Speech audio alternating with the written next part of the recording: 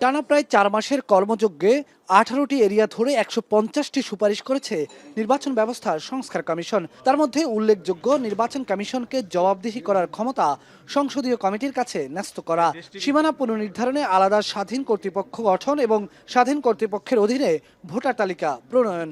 এসব প্রস্তাবনার বিরোধিতা করে সংস্কার কমিশনের বিরুদ্ধে প্রশ্ন তুললেন স্বয়ং প্রধান নির্বাচন কমিশনার।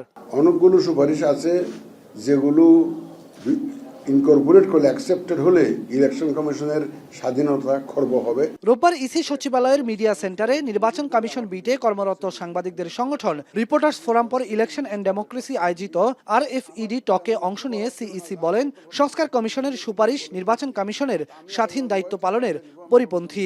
এসব সুপারিশ বাস্তবায়ন হলে সাংবিধানিক প্রতিষ্ঠান হিসেবে কমিশনের স্বাধীনতা খর্ব হবে। আমার যে ভোটার রেজিস্ট্রেশন অন্যের কাছে দিয়ে দেওয়া অথবা যে ডিলিমিটেশন অন্যের কাছে দেওয়া, এটা আমার নির্বাচন কমিশনের যে ম্যান্ডেট, কনস্টিটিউশনাল ম্যান্ডেট সম্পূর্ণ বিরুদ্ধে, স্পিরিটের বিরুদ্ধে। একটা অত্যন্ত সুন্দর ইলেকশন আমরা করতে পারবো যদি আমরা স্বাধীনভাবে কাজ করতে পারি। কিন্তু পার্লামেন্টারি স্ট্যান্ডিং কমিটির হেফাজতে দিয়ে দিলে এই যে স্বাধীনতা খর্ব হবে। Our absolute independence granted by the constitution will be totally compromised. এটা আমাদের পক্ষে গ্রহণযোগ্য না। তিনি বলেন, ডিসেম্বরে জাতীয় নির্বাচন হলে অক্টোবরে প্রস্তুতি নিতে হবে। যদি সংস্কারের জন্য অতিরিক্ত সময়ের প্রয়োজন হয় সেটা কমিশনের জন্য চ্যালেঞ্জিং হবে। স্থানীয় সরকার নির্বাচন ইসির নয় বরং সরকারের বিষয় মন্তব্য করে প্রধান নির্বাচন কমিশনার বলেন, স্থানীয় নির্বাচনের আয়োজন করতে 1 বছরের মতো সময় লাগবে। যদি এসব নির্বাচন করতে হয় তাহলে প্রধান উপদেষ্টার দেওয়া সময়সীমার মধ্যে জাতীয় নির্বাচন করা সম্ভব নয় বলে জানালেন সিইসি। 1 বছর লাগবে। আমাকে ওই যে প্রত্যেকটা ওদের জন্য আবার ভোটার লিস্ট আলাদা, পৌরসভার ভোটার লিস্ট আলাদা, সিটি কর্পোরেশনের ভোটার লিস্ট আলাদা, ডিস্ট্রিক্ট কাউন্সিলের ভোটার লিস্ট আলাদা। এইখান থেকে আমাকে ওই আলাদা করে ভোটার লিস্ট করতে হবে, প্রস্তুতি নিতে হবে। সেটা তো একটা, আমরা তো সেই প্রস্তুতি শুরু করি নাই। কারণ আমরা কেন প্রস্তুতি নেব? আমাকে বললেন, তারা যদি রিকোয়েস্ট করতো তাহলে একটা চিন্তা করতাম। এই 1 বছর সময় নষ্ট করে মাঝখানে যদি আমার ইলেকশন করতে হয় তাহলে তো মাননীয় প্রধান উপদেষ্টার যে টাইম লাইন, এটা তো আর মিট করা সম্ভব হচ্ছে না।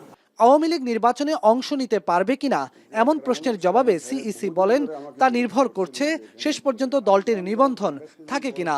তবে আওয়ামী লীগের বিষয়ে কমিশন নয় বরং সিদ্ধান্ত হবে জাতীয় ঐক্যমতের ভিত্তিতে রাজনৈতিকভাবে।